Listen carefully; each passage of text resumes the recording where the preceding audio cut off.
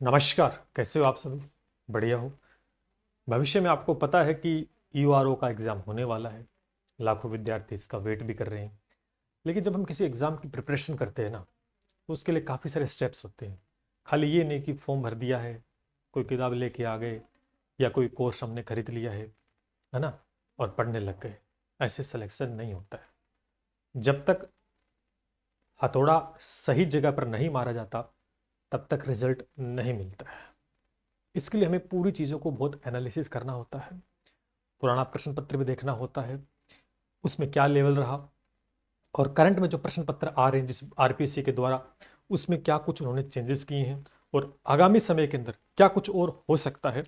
तो ये चीज़ें हमें देखनी पड़ेंगी, क्योंकि केवल पढ़ना मात्र, केवल किताब लेने से या किसी कोर्स लेने से कोई सिलेक्शन नहीं होता है। मेहनत हमें थोड़ी सी एक्स्ट्रा लेवल पे करनी पड़ेगी। चीज़ों को वेरीफाई करना पड़ेगा, क्या हम पढ़ रहे हैं वो सही है या नहीं है, किस पार्ट से कितने क्वेश्चन बन रहे हैं, किस पार्ट को मजबूत करना होगा, कौन सा दिक्कत दे सकता है, कौन कौन सा पार्ट आसानी से कर सकते हो। तो काफ़ी सारी चीज़ें रहती है, तो अपन डिस्कस करेंगे। तो सभी साथी है वो ईयूआरओ भर्ती को अगर क्रैक करना चाहते हैं तो चैनल को सब्सक्राइब कर लें।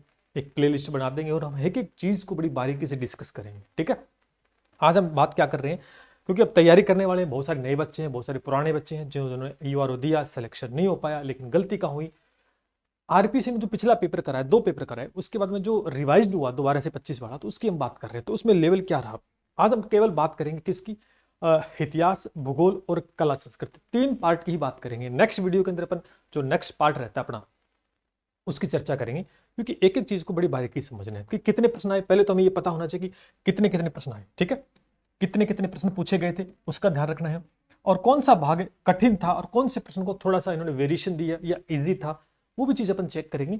और इस बार हमें क्या विशेष बात का ध्यान रखना होगा, सिलेक्शन के लिए क्या पॉइंट हमें इंपॉर्टेंट है, तो उन बातों पर चर्चा करेंगे। तो सभी साथी आई होप यूआरओ की तैयारी करना चाहते हैं तो लाइक, शेयर और सब्सक्राइब कर लें। चलें शुरू करते हैं।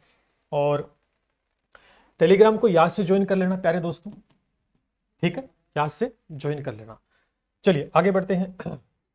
लगातार, अच्छा एक और बता दूं कि लगातार जो हमारा परिणाम रहा है ना, ये इसी वजह से रहा है कि जब हम पेपर की तैयारी करवाते हैं या कोई बैच लॉन्च करते हैं या उसको लेकर, तो उसका पहले से हम 360 एनालिसिस कि पीछे क्या आया, आगे क्या आने वाला, क्या कुछ, तो उस पॉइंट को अपन लेके चलते हैं और एक बेहतर कंटेंट उपलब्ध करवाते हैं, जिसका रिजल्ट आप देख सकते हैं कि पेपर आसान हो चाहे कठिन हो, क्वेश्चन बाहर नहीं जाता। बस यही सबसे बड़ा हमारा मेन पॉइंट है।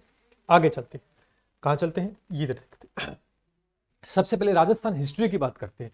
राजस्थान का जो इतिहास आप पढ़ते हो है ना, लगभग आप देखो कि हर एग्जाम में राजस्थान हिस्ट्री है, कल्चर है, भूगोल है, पॉलिटी, सब कुछ आता है। लेकिन हमें स्पेशली किसको टारगेट कर रहे हैं अपन, ईयूआरओ को। अब देख लेते हैं कि ईयूआरओ का क्या लेवल रहा है इसके अंदर। अच्छा, इसमें आसान आया तो आगे भी आसान आएगा क्या, इस बात पे भी चर्चा करेंगे। क्वेश्चन किस तरीके से पूछा गया उस पर भी हम चर्चा करेंगे। चलो, अगर आप राजस्थान हिस्ट्री की बात करते हैं तो मेरे प्यारे दोस्तों, राजस्थान हिस्ट्री से कितने प्रश्न पूछे गए थे आप देखें कि राजस्थान हिस्ट्री से 12 प्रश्न पूछे गए थे टोटल। आप देखेंगे, मैं आपको बताऊं कि एक होता है राजस्थान जीके का जो पार्ट है ना, वो 80 अंक का रहता है। कितने अंक का रहता है, 80 अंक का रहता है, या 80 प्रश्न आप मान के चलो। ठीक है, ये रहते हैं। तो यहां से कितने प्रश्न बने, आप हिस्ट्री से देखेंगे सिर्फ 12 प्रश्न बने। अब 12 कौन कौन से प्रश्न बने इसको भी हम चर्चा कर लेते हैं। ठीक है, आप देखें जो पहला प्रश्न यहां पर आप देख पा रहे हैं कि किसान आंदोलन से कागड़ा जो कांड है वो कहां से संबंधित है। अगर आप इस प्रश्न को देखेंगे, पहले हम इतिहास के 12 प्रश्न देखते हैं, कितना दम था इन प्रश्नों में। अगर हम देखें कागड़ा कांड, देखो सीधी सी बात है, अगर इस प्रश्न को आप देखेंगे तो मुझे नहीं लगता कि कोई ये कठिन स्तर का प्रश्न है। पहली बात, ये जो प्रश्न आ रहा है ये तो बहुत बार रिपीट हो चुका है। ठीक, रिपीट हो चुका है और इजी लेवल का क्वेश्चन है, ध्यान रखना, आसान प्रश्न है। आप अगर बेसिक तैयारी भी करते हो, बेसिक तैयारी भी करते हो ना, तो भी इस प्रश्न को बच्चा कर सकता है। कोई एमसीक्यू लगा लेता है, क्योंकि ये क्वेश्चन किस टाइप का है, वन लाइनर फॉर्म के अंदर क्वेश्चन। तो कागड़ा कांड कहां से संबंधित है, बीकानेर से है। सिंपल सा आंसर है, हर एक बच्चा इसको कर सकता था अगर बेसिक नॉलेज भी है तो, क्योंकि जब अपन बीकानेर पढ़ते हैं तो बीकानेर में ये सबसे पहले किसान आंदोलन के तहत अपने को देखने को मिल जाता है। तो आप देखेंगे पहला प्रश्न इतिहास का क्या था, आसान था, कोई इसमें घुमाने वाली बात नहीं थी कि बच्चा फंस सके। उसके बाद अगर हम दूसरे प्रश्न की ओर चलते हैं, दूसरे प्रश्न की ओर चलते हैं, यहां देखो, देखो मैं आपको एक बात कहता हूं कि केवल रट्टाफिकेशन नहीं होना चाहिए, रट्टाफिकेशन नहीं होना चाहिए। अगर क्वेश्चन पूछने का फॉर्मेट देखो, देखो प्रश्न जो पूछा गया है वो एक तरीके से पूछा गया है और अब भी इसी प्रकार के आएंगे, मिलान चिन्ह के क्वेश्चन ज्यादा आएंगे दोबारा से। लेकिन कथन निष्कर्ष के भी आ सकते हैं, पीछे आए नहीं लेकिन अब आएंगे थोड़े से, लेकिन वो आएंगे इसी पॉइंट से। अब अगर हम इसको देखें तो अगर ऐसे प्रश्न आते हैं तो बच्चा डरता भी है, ऐसे प्रश्न आते हैं बच्चे डरते हैं कि सर ये बड़ा, लेकिन ऐसे प्रश्न बड़े आसान होते हैं। क्यों? क्योंकि कई बार क्या होता है, आरपीसी हो चाहे आरएसएस भी बोर्ड हो, ये हमें एक पॉइंट को भी अगर हमें पता है उसमें से तो उत्तर निकल सकता है। अगर नॉर्मल सी यहाँ पर राजाओं के दे रखे हैं, शासक और उनके वंश को, तो आप बड़े ध्यान से देखेंगे। सबसे पहले अगर हम यह देखो कोई सा भी, जैसे कि वासुदेव बड़ा आसान है। क्यों? क्योंकि आप चौहान वंश पढ़ते हो, रणथंबोर पढ़ते हो, तो चौहान वंश की नींव वासुदेव ने डाली थी। सबसे पहले वासुदेव पढ़ते हो तो किससे संबंधित है आपको गुजरिए, चौहान वंश से। तो आप पूरा ना करें, पहले एक बार चेकआउट कर ले कि द है उसका 4 नंबर है क्या।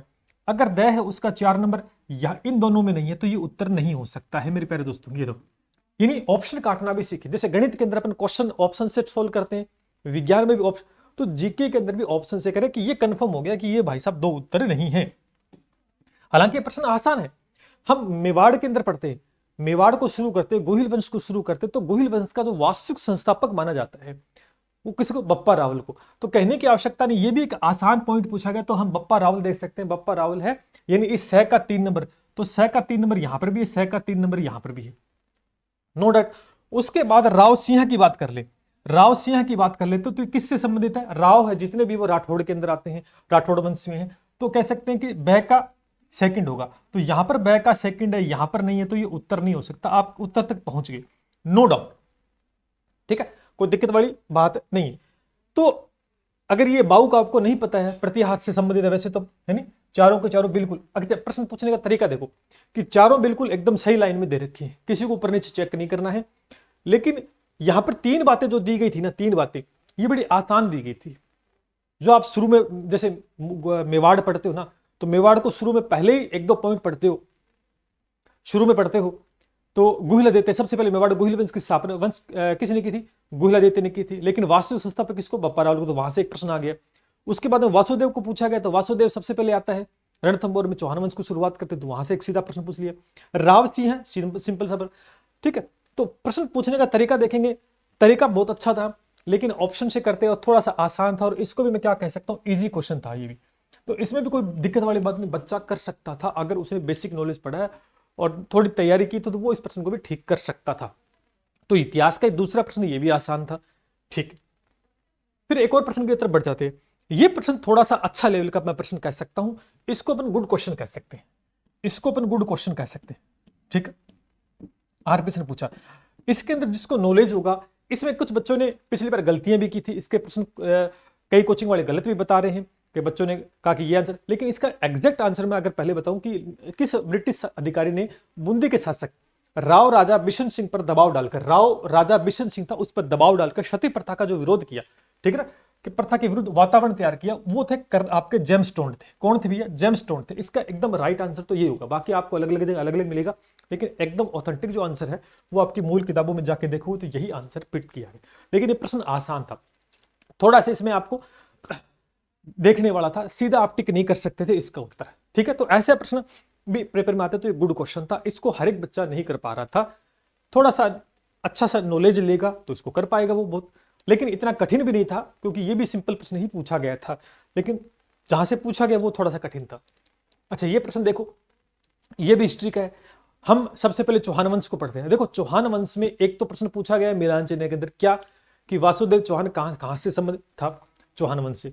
दूसरा ही जब हम रणथंबोर चौहान पढ़ते हैं, रणथंब चौहान में क्या होता है, जल जोहर होता है ना। राजस्थान का सबसे पहला जोहर 1301 के अंदर होता है कि नहीं होता? जल जोहर राजस्थान की पहली घटना है, पहला जल जोहर। तो वो उसमें कौन है? आपकी रानी रंग देवी करती है, देवल दे, ठीक है। तो ये किससे संबंधित है? रणथंबोर से संबंधित है। किससे संबंधित है? रणथंबोर से संबंधित है।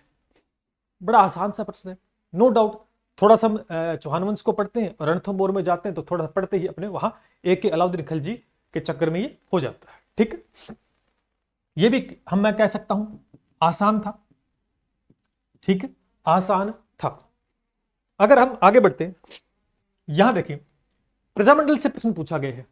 अब प्रजामंडल है, प्रजामंडल आंदोलन के संबंध में निम्नलिखित कथन पर विचार कीजिए, कौन सा सही विकल्प है। पहले तो देखो, प्रश्न जब पढ़ो तो यहां पर सत्य असत्य है इसका विषय करना है। अब प्रश्न को देखते हैं कि 3-4 लाइन में बनाया कि भूपेंद्र त्रिवेदी अथक प्रयासों से बांसवाड़ा प्रजामंडल की स्थापना हुई। एक लाइन में लिखा गया, लेकिन सीधा सा बांसवाड़ा प्रजामंडल का जो संस्थापक था भूपेंद्र सिंह था। ठीक है। कृष्णदत्त पालीवाल की अध्यक्षता में धौलपुर प्रजामंडल की स्थापना हुई। प्रश्न को थोड़ा सा घुमाने का प्रयास किया, बट सिंपल सा प्रश्न था। चीज है कि संस्थापक पूछा है, अगर एग्जैक्ट इस बात का सार निकाल तो संस्थापक पूछा है, तो संस्थापक पूछा है तो आसान प्रश्न है। वल्लनर की फॉर्म में क्वेश्चन पूछा गया, ये भी हिस्ट्री का। ठीक है, तो दोनों ही बातें इसमें आपकी सत्य हो जाती है। अब सत्य असत्य दे दिया तो अब ऐसा नहीं कि सर ये सत्य असत्य दे दिया तो प्रश्न कठिन हो गया, लेकिन पूछा क्या गया वो आप देखो, आप आसानी से इसका उत्तर दे सकते हैं। प्रजामंडल में सबसे पहले जब अपन पढ़ाते हैं तो प्रजामंडल में एक ट्रिक बनती है, उस ट्रिक के माध्यम से सबसे पहले प्रजामंडल के संस्थापक कौन है, कब स्थापना हुई, पहला कौन सा था, लास्ट कौन सा था, ये यहां से प्रश्न पूछा है, जो कि अंदर से प्रश्न नहीं पूछा है, सिंपल सा प्रश्न था, इसलिए मैं इसको इजी ही कहेंगे, नो डाउट। ठीक है। अगला प्रश्न है कि वृत्त राजस्थान के एकीकरण के लिए गठित राजस्थान आंदोलन समिति, ये भी एक सिंपल सा प्रश्न था, वल्लनर फॉर्म में प्रश्न है, तो इसका उत्तर राम मनोहर लोहिया हो जाएगा। ठीक है भी, तो इसको भी अपन क्या कह सकते हैं, इजी। अभी आप देखोगे सर इजी इजी प्रश्न आ रहे हैं, मैं आपको बताऊंगा कि कहां चेंजेस हो रहे हैं चीजों को। ठीक है। ये एक अच्छा प्रश्न है, इसको अपन गुड क्वेश्चन कह सकते हैं, जो हर एक बच्चे से नहीं हो। देखो प्रश्न पूछा गया है, कौन सा कथन है सही नहीं है, नहीं पूछा है। पहले तो ये ध्यान करना कि कुछ गलतियां बच्चे ऐसे भी कर देते हैं कि प्रश्न को पढ़ना नहीं है कि सीधा उत्तर के हाँ में है या ना में हमें पूछा गया। अगर आप ध्यान करोगे तो मालव संबंध का जो प्रारंभ, देखो मालव जो है ना, मालव प्रदेश से संबंधित, किससे संबंधित है, मालव प्रदेश से बना हुआ है, मालव प्रदेश संबंधित है, जो सन 57 ईस्वी के अंदर प्रारंभ हुआ, लेकिन यहां पर देखा 58, तो ये पहला ही ऑप्शन है इसके अंदर, बाकी बिल्कुल सत्य है, ये सत्य है, लेकिन ये असत्य है, तो इसका उत्तर क्या हो जाएगा, ये हो जाएगा। ठीक है। तो ये एक अच्छा प्रश्न था। ठीक है, तो इसको विशेष कर थोड़ा सा पढ़ोगे तो भी आप आंसर दे पाओगे, नहीं तो फिर गड़बड़ है। ठीक है।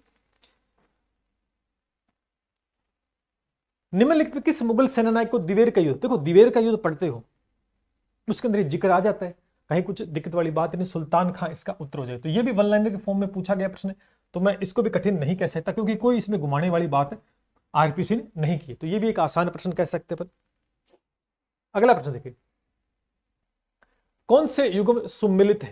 देखो समाचार मैं हमेशा कुछ टॉपिक भी बताऊंगा कि आप देखना आरपीसी के जो कुछ पॉइंट है वो वहां से प्रश्न बनाता ही है, किसान आंदोलन से प्रश्न बनता है, समाचार पत्र को लेकर लगभग प्रश्न आता ही आता है, किसने कौन सा समाचार पत्र निकाला, कहां से निकाला, तो एक विशेष एक अलग ही पेज पे आप नोट आउट कर लें हर बार। इस बार भी एक प्रश्न देखने को मिलेगा, यहां पर सिर्फ पत्र समाचार पत्र का नाम और उसका संस्थापक पूछा है। अगर ये प्रश्न एक ही दे देता कि एक समाचार पत्र और उसका कोई संस्थापक, तो भी कोई दिक्कत नहीं है, इसने 2-3 दे दिए तो भी कोई दिक्कत नहीं है, क्योंकि संस्थापक पूछा है तो सीधा याद करने वाला ही क्वेश्चन था। इसमें त्याग भूमि वो हीरालाल शास्त्री के द्वारा नहीं है, तो इसने पूछा कि सही सुमेलित बताना पहले तो अखंड भारत है वो बिल्कुल ठीक है, जे नारायण द्वारा, आर्य मार्तंड है वो राम साई शर्मा, यानी ऑप्शन नंबर आपका ब और से होगा। ठीक है, तो पहला ही ऑप्शन मिसिंग हो जाएगा, तो त्याग भूमि है वो हीरालाल के द्वारा नहीं था, ये ध्यान करना आपको।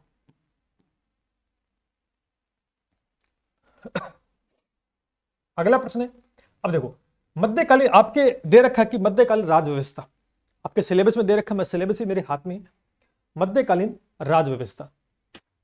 ठीक है, मध्यकालीन आपके दे रखा है कि मध्यकालीन राज व्यवस्था राजस्थान में प्रशासनिक व राज व्यवस्था दे रखा है। ये टॉपिक बहुत इंपॉर्टेंट लेकिन आसान है, यहां से प्रश्न आता ही आता है। अभी देखना यहां से मैं आपको बताऊं, अभी रीट का एग्जाम होने वाला है, रीट का होगा 17 से 21 को, और उसके अंदर टॉपिक दे रखा है, आप देखना इस टॉपिक से प्रश्न आएगा, इंपॉर्टेंट टॉपिक। ठीक है, तो यहां क्या है कि मध्य, अब ये प्रश्न इंपॉर्टेंट है लेकिन इसमें थोड़ा सा बच्चों को कंफ्यूज किया कि उपजाऊ भूमि बहुत आसान है, उपजाऊ भूमि माल और पहाड़ी भूमि को मगरा हम कह सकते हैं। ठीक है, बिल्कुल आसान प्रश्न है, नो डाउट, बेसिक पढ़ते हो शुरुआत के अंदर तो आप उत्तर दे सकते हो।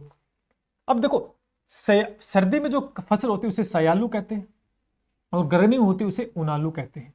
ठीक, कोई दिक्कत वाली बात नहीं।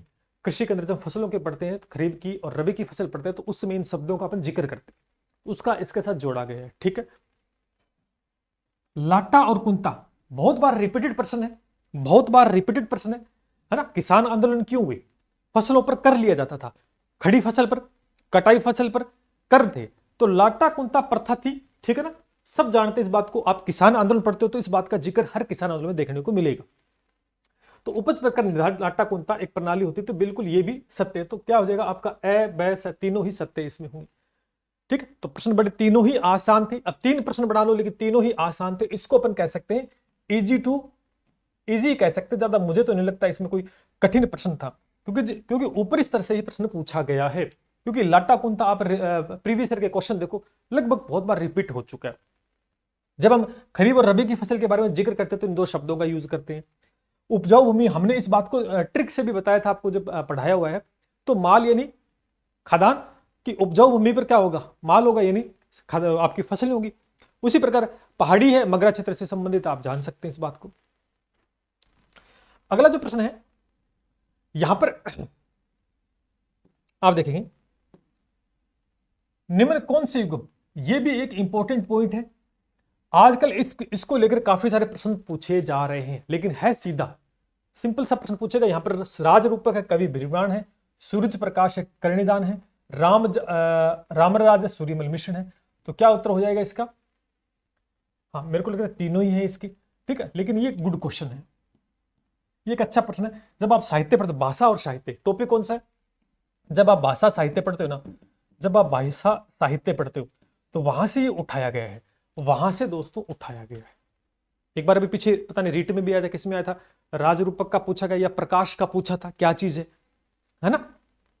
तो वहां से, तो भाषा और साहित्य टॉपिक आप पढ़ोगे तो उसके अंदर दिया गया अच्छा प्रश्न है, सीधा सीधा।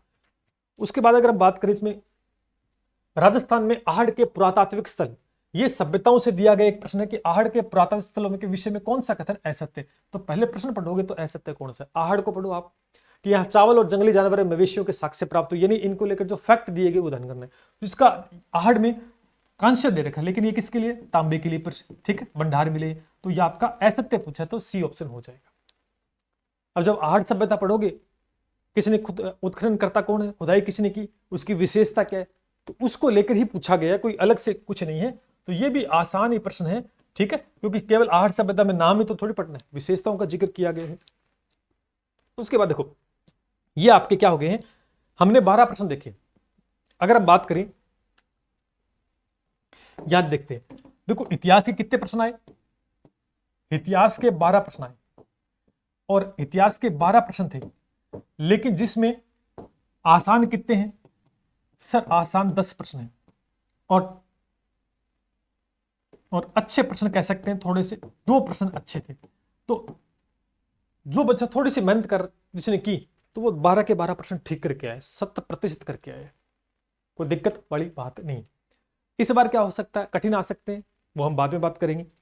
अभी हम कला संस्कृति की बात कर लेते हैं। कला संस्कृति के अंदर प्रश्न पूछेंगे वो केवल 8 ही प्रश्न पूछेंगे, कला संस्कृति में केवल 8 प्रश्न पूछेंगे। अब वो 8 प्रश्न कौन कौन से, तो उसको देख लेते हैं एक बार।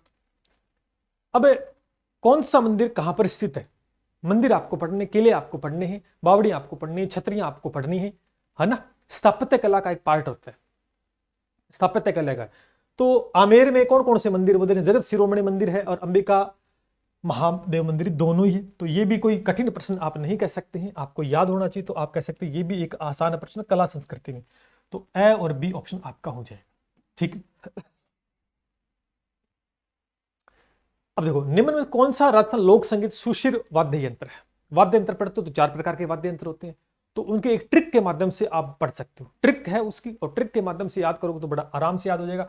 अलगोजा भी है, सतारा भी है, नड़ भी है, ये नहीं तो आपका यंत्र है। आपसे पूछा तो ए बै से, ए बै द, ए बै कहा गया, ए बै, अच्छा ऐसा है, ये है पूछा, ठीक है। तो ये भी क्या था, आप देखो आसान प्रश्न है, सीधा शुरुआत करते हो तो सबसे पहले आपसे जो वाद्य यंत्र होते हैं उनकी ट्रिक है वो याद कर लो आप। अब लोक देवताओं को इतिहास में भी पढ़ते हैं, है ना, इतिहास में पढ़ते हैं। मेवाड़ पढ़ोगे तब लोक देवता कल्लाजी राठौड़ के बारे में आप पढ़ोगे। अब मेवाड़ में पढ़ोगे तो मेवाड़ में क्या आता है, चित्तौड़ आता है, कहने की आवश्यकता नहीं, आप सीधा सा उत्तर निकाल सकते थे, रटने की कोई कहीं दिक्कत वाली बात नहीं थी। तो ये भी क्या था, आसान प्रश्न था। अगर हम इस बात की बात करें कि नाना साहब का झालरा, इब्राहिम का झालरा कहां पर है, तो अजमेर में है, अजमेर तारागढ़ के अंदर। तो ये भी एक आसान प्रश्न था, सीधा रट्टा फिकेशन वाला ही पार्ट था। उसके बाद अगर हम बात करते हैं लाडली दास, देखो यार कितनी बार रिपीट हो चुका है, आप बनी ठंडी पढ़ते हो, चित्रकला पढ़ते हो, चित्रकला में है ना क्या आता है, किशनगढ़, बंढणी और लाडली दास। बहुत रिपीटेड प्रश्न है, आसान है, तो ये क्या कहोगे सर, ये इजी प्रश्न है। ठीक है, आपको सर इजी इजी यार, बिल्कुल आप देखेंगे कहां आरपीसी ने कहां पर धमाका किया उसकी भी जिक्र करें। अभेड़ा महल कहां पर है, महल के बारे में आपको ध्यान करना, तो अभेड़ा महल कहां पर है, कोटा के अंदर। तो ये भी क्या है, वन लाइनर फॉर्म के अंदर प्रश्न पूछा गया, तो ये आसान ही है। ठीक है, उसके बाद अगर बात करें निम्न में तो कौन सा पुरुषों का वस्त्र है, ये एक अच्छा प्रश्न था। पुरुषों के वस्त्र वैसे तो आसान है, लेकिन कहीं कहीं बच्चों को थोड़ा कंफ्यूजन था, मैं आपको बता दूं।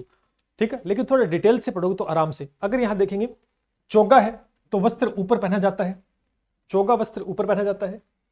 अंगरखी है वो भी ऊपर पहना जाता है, ऐसे अंगरखी पुरुषों के वस्त्र है। लप्पा लप्पी क्या होते हैं, बहुत बार रिपीटेड प्रश्न है, गोटे का प्रकार है। ठीक है, तो महिलाओं के लिए। अब पुरुषों के वस्त्र कौन से नहीं है, ये आपसे प्रश्न पूछा है, नहीं पूछा है।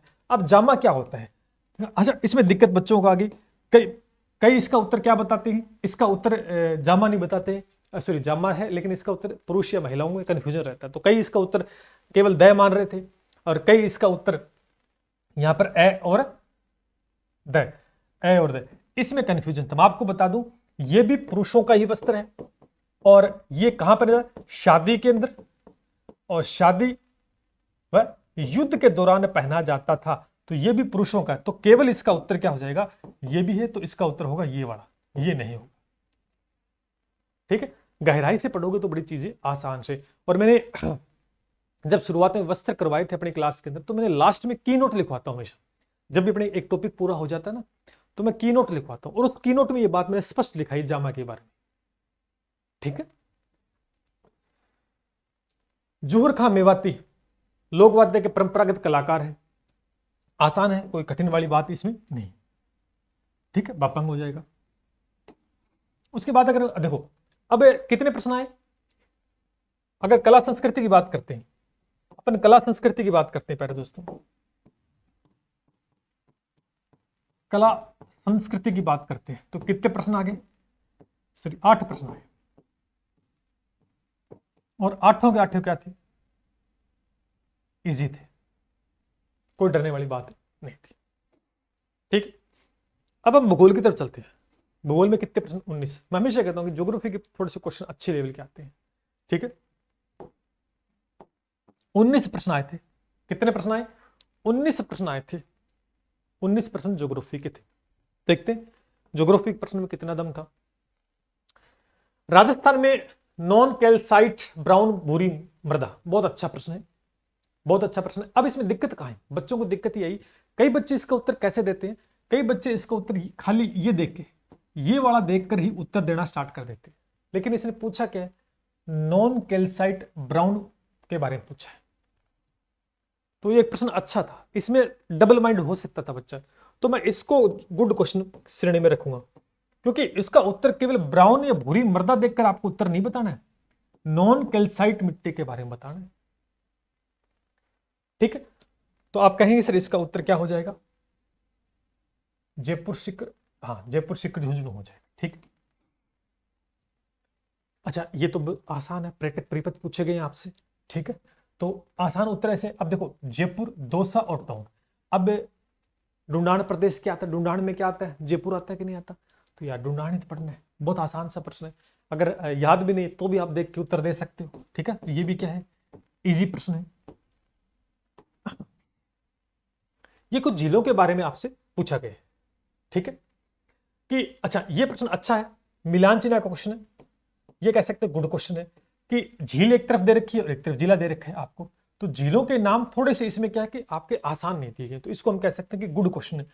तो झीलों के बारे में पढ़ोगे, और थोड़ा सा कई बार क्या होता है कि जो मेन झील होती है वो सब पढ़कर जाते हैं, लेकिन लास्ट में कुछ की पॉइंट होते हैं अलग से सेपरेटेड, उनके बारे में कोई ज्यादा विशेष बात नहीं होती है, लेकिन उनके बारे में इतने लिखो कि ये झील यहां पर है, वो चीज इंपॉर्टेंट होती है। ध्यान करना इस बात को, कि हम छोड़ के क्या जाते हैं, हम पढ़ के जाते हैं कि यार ये तो इंपॉर्टेंट है, क्यों, क्योंकि उसके बारे में 4 से 5 लाइन लिखी होती है, तब वो इंपॉर्टेंट है।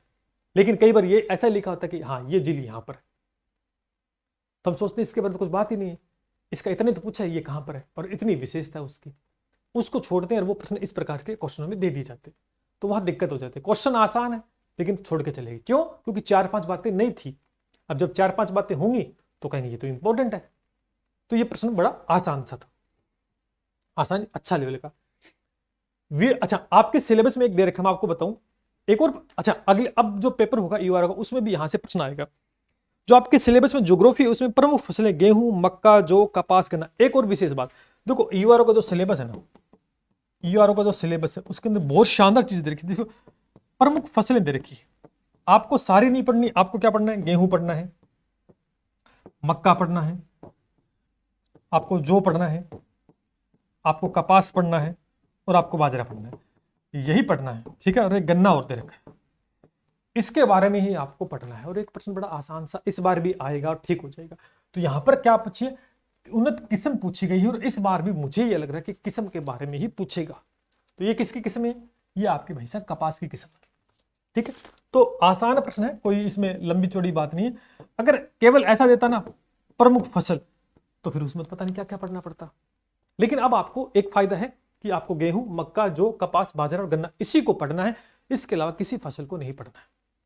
क्योंकि प्रश्न बड़ी परीक्षाओं में सबसे बड़ा फायदा होता है कि बड़े एग्जाम की जब तैयारी करते हो तो जो चीज लिखी हुई ना उसी को पढ़ना होता है, एक्स्ट्रा एक्टिविटी नहीं करनी। उसके बाद अगर हम बात करें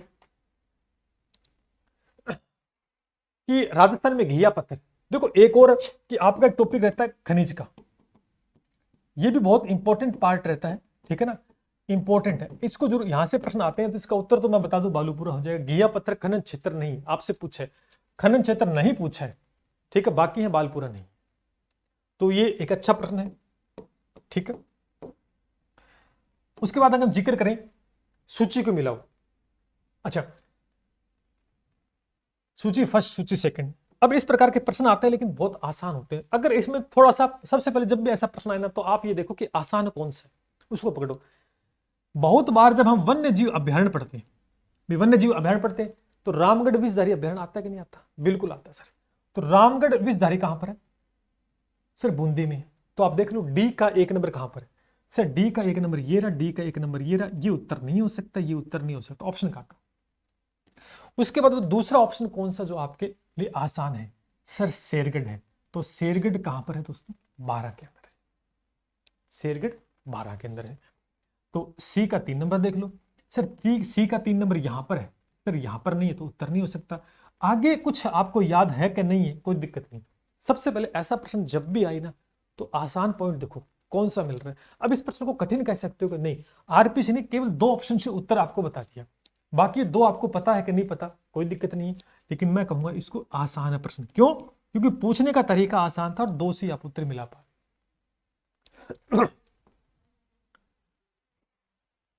राजस्थान में आरईसीएल द्वारा प्रथम व द्वितीय व्यावसायिक पवन फार्म कहां पे स्थापित किए गए, तो जैसलमेर ओकलपुर पार्क के अंदर स्थापित किए गए। ऊर्जा वाला टॉपिक आपको पढ़ना है, ठीक है। प्राकृतिक गैस के भंडार नहीं है प्रश्न, प्राकृतिक गैस के भंडार क्षेत्र नहीं है, बहुत आसान प्रश्न है, कोई दिक्कत नहीं है। जब ऊर्जा पढ़ते तो वहां पर प्राकृतिक गैस का थोड़ा सा जिक्र होता है, ठीक है ना। तो इसमें जोगिया सर या इसका उत्तर यहां पर नहीं है, ठीक है ना। तो ये प्रश्न भी आसान है, कठिन प्रश्न नहीं, कोई कठिन के लिए कुछ घुमाने वाली बात इसमें हुई नहीं है, सिंपल सा प्रश्न पूछा है। निम्नलिखित में से कौन सा सिद्धमुख परियोजना, सिद्धमुख की बात करते तो सिद्धमुख को लेकर कई बार रिपीट प्रश्न हुए हैं। आप पुराने पेपर उठाओ, छोटी बड़ी परीक्षाओं में सिद्धमुख को लेकर, सिद्धमुख का जब नाम आता तो सिद्धमुख के आसपास का क्षेत्र देखो कौन सा है। सिद्धमुख का आसपास का क्षेत्र एक तो राजगढ़ है, और राजगढ़ है तो राजगढ़ के पास तारनगर है। तो सिंपल सी बात है, आप इसका आंसर ऐसे लिंक करके भी दे सकते थे। ध्यान करना, पेपर में प्रश्न ऐसा नहीं होता कि मैं पढ़ के गया, रट के गया तो वही उत्तर देने का तरीका भी वहां होता है। आसान प्रश्न है, कोई कठिन प्रश्न दोस्तों नहीं है। फिर आपसे पूछा कि अरावली की उस चोटी का चेन की जो कमलनाथ से ऊंची है। अच्छा, ये प्रश्न अच्छा है। अब क्वेश्चन आसान है लेकिन इसने पूछ लिया अचलगढ़ से नीची है, कमलनाथ से ऊंची और अचलगढ़ से ऊंची है, तो यानी इसने पूछा है, अच्छा प्रश्न है। अब इसके अंदर आपको पहाड़ियों का अवरोही और आरोही क्रम पता होना चाहिए। इसमें क्या हो, पहाड़ियों का अवरोही और आरोही क्रम ध्यान करें, पहाड़ी का अवरोही आरोही क्रम अगर आपको याद है तो ही आप उत्तर इसका दे सकते हैं, अदरवाइज नहीं दे सकते, ठीक है। तो इसका उत्तर तो रघुनाथगढ़ हो जाएगा। अब सीधा पढ़ के जाओगे, ये पहाड़ी यहां पर है, इसकी इतनी ऊंचाई नहीं। इसके साथ साथ मैं आपको बता दूं, अवरोही आरोही क्रम देख के चलना, पेपर में अगली बार अगर प्रश्न आता है तो इसी प्रकार के पूछेगा।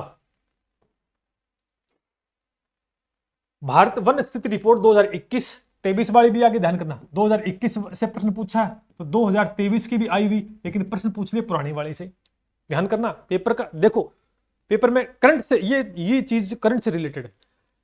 अब 23 में रिपोर्ट आ चुकी है, भाई साहब ने 21 वाली पूछ ली, तो आपके लिए दोनों पढ़ने। अब की बार आपको 21 वाला भी पॉइंट देखना है, 23 वाला भी पॉइंट देखना है, ध्यान कर लेना, ठीक है, 23 वाला भी पॉइंट देखना है। और प्रश्न ये अच्छा, मैं इसको क्या कहूंगा, गुड क्वेश्चन। तो यहां पर एक प्रश्न अच्छे लेवल के बने हैं, भूगोल में 2-4 प्रश्न अच्छे लेवल के बने हैं। उसके बाद में देखो, अब ये पॉइंट तो आप जो जनसंख्या ना, इसका जो बेसिक आंकड़े शुरुआती दौर के, वहां से प्रश्न नहीं आता आजकल। लास्ट में जो साक्षरता वाला है, नगरीय है, ग्रामीण है, शहरी क्षेत्र है, ये चीजें बहुत अच्छे से आपको पढ़नी होगी डेप्थ में, ठीक है। तो अच्छा प्रश्न है, ठीक है। 2000 इसका उत्तर तो ये हो जाएगा, राजस्थान में ग्रामीण और नगरीय पुरुष साक्षरता पूछी। देखो ग्रामीण के अंदर और नगर के अंदर पुरुष साक्षरता पूछी, तो आंकड़े आपको याद करने। लेकिन जो लास्ट का पार्ट होता है वो अपन छोड़ देते, क्यों? क्योंकि अपनी शुरुआत बड़ी बढ़िया होती है कि हाँ ठीक ठीक, लेकिन आजकल वहां से प्रश्न, जितना आप लास्ट में डेप्थ में जाकर खत्म करोगे ना चीजों को, वहां से प्रश्न उठ रहे। आसान प्रश्न है। जनसंख्या से पक्का एक प्रश्न इस बार भी आएगा, जनसंख्या से इस बार भी एक प्रश्न पक्का आना है आपका। कौन सा उद्योग व स्थान सही सुमिलित नहीं है? देखो सही नहीं पहले तो प्रश्न को पढ़ना कौन सा नहीं है, तो कांच हो जाएगा। कांच के लिए भीलवाड़ा दोस्तों नहीं है, क्योंकि ये टेक्सटाइल सिटी के अंदर आता है, ठीक। तो आसान प्रश्न है, कोई दिक्कत वाली बात ही नहीं। निम्न में कौन सा एक राजस्थान में दक्षिणी पूर्वी पठारी क्षेत्र का भाग नहीं है? ठीक है, दक्षिण पूर्वी, ये एक बढ़िया प्रश्न है, ठीक है, ये भी एक गुड क्वेश्चन मैं कह सकता हूं। तो इसका उत्तर हो जाएगा आपका पिंडमान मैदान, ठीक है। उसके बाद अगर हम देखें, कौन सी राजस्थान में परंपरागत जल संरक्षण की तकनीक नहीं? कौन सी नहीं है? ये वाली नहीं है, बाकी सब है, ठीक है। तो ये भी आसान है, 2-4 तकनीक है, उसको पढ़ना है आपको। उसके बाद में अच्छा प्रश्न आया है कि सूची फर्स्ट सूची सेकंड से सुमिलित कीजिए और सही उत्तर का चयन करना है। कि लोहा ऐसा, मैग्नीज, टंगस्टन, बेरिलियम। बढ़िया प्रश्न है, बढ़िया प्रश्न है, ठीक है, बहुत ही बढ़िया प्रश्न है। अब इस प्रश्न का उत्तर कैसे देते? देखो आरपीसी ने क्या किया, क्वेश्चन को अच्छा बनाने के लिए साथ में ये दे दिया। और मैं कहता हूं जब कूट मिलाने के चिन्ह आ जाए ना, तो प्रश्न कठिन होता है तो भी आसान हो जाता है। लेकिन 1, 2, 4 तो आपको याद रखना पड़ेगा। यहां पर जो आपके लिए आसान है वो देखो, सबसे पहले अगर मैग्नीज को पढ़ते हो तो मैग्नीज को देखो, मैग्नीज के लिए काला खूंटा है ऑप्शन। तो आप बी का 4 नंबर देख लो, बी का 4 नंबर देख लो, बी का 4, अच्छा हाँ बी का 4 नंबर, बी का 4 नंबर नहीं है, उत्तर नहीं होगा। बी का 4 नंबर नहीं है, उत्तर नहीं होगा। बी का सेकंड नहीं होगा, बी का 4 नंबर है, ये लीजिए। मतलब एक ऑप्शन से ही आपका पूरा उत्तर आ गया। प्रश्न बढ़िया था, लेकिन थोड़ा दिमाग लगाते। मैंने कहा कि जब भी मिलान चिन्ह के आते तो 1 या 2 ऑप्शन ऐसे देखो जो आसान है, जिसका उत्तर। तो बी का 4 नंबर, बाकी देखने की जरूरत नहीं थी। क्वेश्चन यहां पर थोड़ा सा हो सकता, लेकिन यहां ऑप्शन में आरपीसी ने क्या कर दिया, बड़ा आसान बना दिया आपके लिए। तो थोड़ा सा विशेष ध्यान करके चलना, ठीक है। राजस्थान की एक नदी के संदर्भ में कथन बताया कि यह ऋषभदेव के निकट बिच्छामेड़ से उद्गम। देखो प्रश्न अपन नदियां पढ़ते हैं, नदियों में क्या पढ़ते हैं, नदियां कहां से उद्गम होती है, कहां तक जाती है, लंबाई को लेकर प्रश्न नहीं आता, क्योंकि वो चेंज होती रहती है। उस नदी पर उसकी सहायक नदियां क्या है, सहायक नदी का पक्का प्रश्न पेपर में आता है। उद्गम कहां से, ये तो बेसिक पढ़ते हैं। तो शुरू में अगर हम पढ़े कि ऋषभदेव के निकट बिच्छामेड़ की पहाड़ी से उद्गम होती है और गोमती व सागरी इसकी सहायक नदियां हैं, तो नदी की पहचान करो, तो उत्तर हो जाएगा सोम नदी, ठीक। यहां पर पूछा क्या क्या, एक तो उद्गम पूछ लिया और एक सहायक नदी पूछ ली। और आपके लिए सबसे इंपॉर्टेंट बताऊं, सहायक नदियां जरूर पूछता है, तो याद कर लेना। तो ये भी क्या था, एक गुड क्वेश्चन मैं कह सकता हूं, ठीक है। दक्षिणी पश्चिमी मानसून के मौसम से प्राप्त औसत वर्षा की मात्रा अनुसार राजस्थान में जिलों का कौन सा सही ढंग से अवरोही क्रम है? अवरोही क्रम पूछ लिया। अब क्रम पूछ ले तो एक बढ़िया प्रश्न बन जाता है, ठीक है ना। तो इसको गुड हम कह सकते हैं इस क्वेश्चन को, ठीक है। तो अच्छा प्रश्न है। चलिए, तो ये हमने देखे। अब आप देखो इसके अंदर कि आज हम जो डिस्कस कर रहे हैं वो इतिहास के कितने प्रश्न थे सर? 12 थे। जिसमें से आसान कितने थे? 10 प्रश्न थे, और अच्छे थोड़े से कठिन कह सकते हैं, थोड़े से 2 प्रश्न ही थे जो बच्चे, बाकी लगभग जो अच्छे से पढ़ाई करेगा वो कर सकता है। कला संस्कृति में कितने थे? कला के अंदर 8 प्रश्न थे, 8 के 8 आसान थे। भूगोल में कितने प्रश्न आए? भूगोल के अंदर 19 प्रश्न थे, लेकिन 19 में से आसान मैं कह सकता हूं लगभग 19 में से 15 प्रश्न बच्चा कर सकता था, और गुड क्वेश्चन थे तो वो 4 थे। ठीक है, 4 थे। तो ऑल ओवर आप देखो, तीनों के कितने कितने प्रश्न बनते हैं कि 12 ये बन गए, 8 ही बन गए, कितने हो गए? 20, और लगभग क्या 40 के आसपास प्रश्न बनने हैं। 40 के आसपास, हो सकता है एक आधा कोई क्वेश्चन रहेगा 20 हो, कोई 9 हो, लेकिन 40 प्रश्न। अपने टोटल कितने आने हैं? अपने 80 में से, तो 1 मिनट रुको, 80 में से कितने प्रश्न आने? 80 प्रश्न आएंगे राजस्थान जी के, जिसमें 40 प्रश्न हिस्ट्री, भूगोल और आपकी आर्ट एंड कल्चर से आए हैं। ठीक है, अब ये रही। तो अगर आप थोड़ा सा देखोगे आपको लगेगा सर ये तो आसान है, लेकिन इस पोर्शन में 40 का जो आंकड़ा आया, यानी इस 40 में से, कहां गया रहा, इस 40 में से मुझे नहीं लगता कि 35 नंबर आराम से लाई जा सकते हैं। आराम से आपके सामने है प्रश्नों का स्तर। थोड़ा सा डेप्थ में अगर आपने पढ़ा है तो बहुत आसान तरीके से इसको कर सकते हैं। अभी लेटेस्ट पीछे हुआ है पेपर, कुछ ज्यादा पुराना तो नहीं आपके समय, लेकिन सर तो फर्क कैसे पड़ा मैं आपको बता दूं। अब थोड़ा समझे, अभी मैं आपको बताऊं, मेरे पास पूरा डाटा है इसका। अभी नेक्स्ट क्लास के अंदर अपन पॉलिटी और करंट इसको डिस्कस करेंगे कि वो किस प्रकार से इंपैक्ट डाला उसने। अगर मैं बात करूं पॉलिटी की जो प्रश्न आए, पॉलिटी के जो प्रश्न आए, कम से कम पॉलिटी के, देखो यहां पर पॉलिटी एक तो भारत की थी, 1 मिनट रुको, क्या हो गया, भारत की पॉलिटी से कितने आ गए? 14 से 15 प्रश्न आए, मैं एग्जैक्ट कल बता ही दूंगा। और राजस्थान की जो पॉलिटी है उससे 10 प्रश्न आए। तो आप यहां नोटिस करें कि 20 से 25 के आसपास प्रश्न बने हैं पॉलिटी से। ठीक है, और अभी मैं एक डिटेल से कल बताऊंगा तो और एग्जैक्ट एक एक प्रश्न को बता भी दूंगा। और जो करंट के प्रश्न बने, वो अराउंड 15 से 18 के आसपास क्वेश्चन बने थे। ठीक है, वो एक दो ऊपर नीचे हो सकता है, मैंने काउंट नहीं की टोटल, जो मैं एक पेपर देख के बता पा रहा हूं सीधे सीधा। ठीक है, तो ये रहा। अब यहां पर जो पॉलिटी के प्रश्न आए थे ना, बहुत ही शानदार। इसमें था लेवल, अपन कल डिस्कस करेंगे किस लेवल तक प्रश्न गए थे, कौन से ऐसे प्रश्न थे जो आसान थे और कौन से ऐसे प्रश्न थे जिसमें दिमाग खराब हो सकता था, वो कल चर्चा करेंगे। तो अब यहां से एक आइडिया लिख पा रहा है, देख ध्यान करना, कभी भी पूरा पेपर कठिन नहीं होता है। अगर आप इस पोर्शन को देखोगे ना तो अरे यार तो आसान है, इसको देखोगे यार आसान है, 40 में से 35 कर सकते हैं। और उम्मीद करता हूं कि आप वीडियो देख पा रहे हो तो आप भी कर सकते हो, तीसरी तो आसान नहीं। लेकिन आरपीसी भी खेल खेलती है, एक पोर्शन को आसान देकर दूसरे को खतरनाक बना देती है। पूरा पेपर कठिन कभी नहीं होता है। अब इसका मतलब ये नहीं है कि 25 में ऐसा प्रश्न आया इतिहास, कला, संस्कृति, भूगोल से इस बार भी आएगा, ये कुछ जरूरी नहीं होता। पिछली बार पॉलिटी कठिन आई, जरूरी नहीं कि इस बार भी कठिन आएगी। तो इसलिए अपना माइंडसेट ऐसा होना चाहिए कि पेपर आसान आता तो कोई दिक्कत वाली बात है, लेकिन कठिन आता तो उसके लिए भी प्रिपेयर रहें। करंट बहुत अच्छे से तैयार कर लो, यहां पर जो इंपैक्ट डलेगा वो करंट और पॉलिटी विशेष आपके रहेगा। ठीक है, विशेष रहेगा। अब पेपर का लेवल डिसाइड करेगा किस प्रकार से लेवल आया है।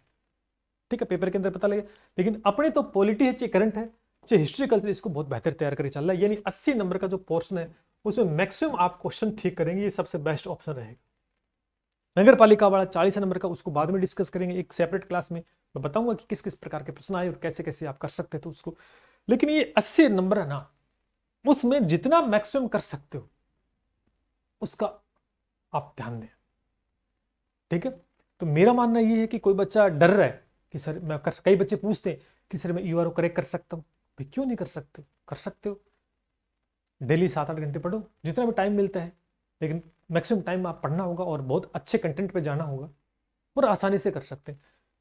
पेपर का लेवल पीछे आसान था, कठिन था, इस बार क्या रहेगा वो किसी को नहीं पता, पहली बात तो। लेकिन अपना प्लान पहले से तैयार होना चाहिए कि हमें तैयारी उस लेवल की करनी है। ठीक है, समझ पा रहे हो। क्योंकि इस बार आरपीसी का जो मूड दिखाई दे रहा है ना, वो थोड़ा सा मुझे चेंज कर रहा है।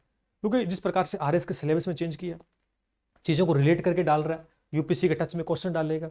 ये भी एक बड़ी परीक्षा है, क्या पता बड़ी परीक्षा को बड़ा बनाया जाए, हो सकता आसान भी आ जाए, ऐसी कोई बात नहीं है, हो सकता बड़ा लेवल आ जाए, लेकिन अपने को दोनों तरफ से तैयार रहना ही पड़ेगा, ठीक है।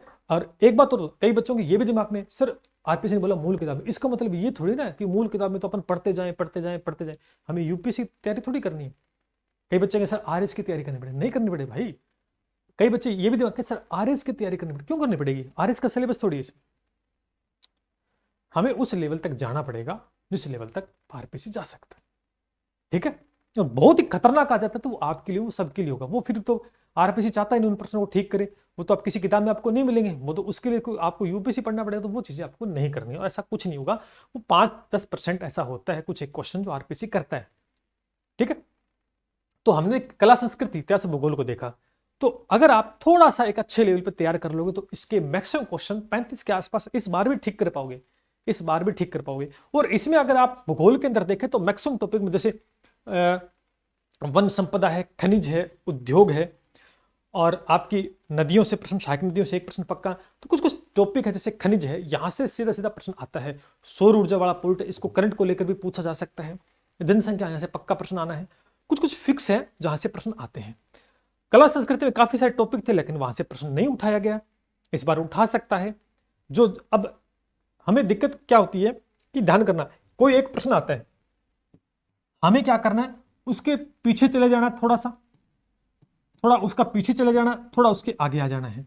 अगर आप इस बात को कवर कर लेते हो, यानी ईओआरओ में पूछा एक क्वेश्चन, उस क्वेश्चन के पीछे 2-4 बातें अपने को पढ़ लेनी पीछे की, और उसके आगे की 2-4 बातें हमें पढ़ लेनी है। मैं कहता हूं कि फिर आरपीसी कितना ही लेवल खतरनाक बना दे, आप प्रश्न ठीक कर ही पाओगे, गलत नहीं हो सकता। इसे बोलते 360 एनालिसिस, कि जो प्रश्न आया उसकी 3-4 बातें पीछे की पढ़ ले और 4-5 बातें आगे की पढ़ ले, तो अपने आप ऑटोमेटिक 3x है।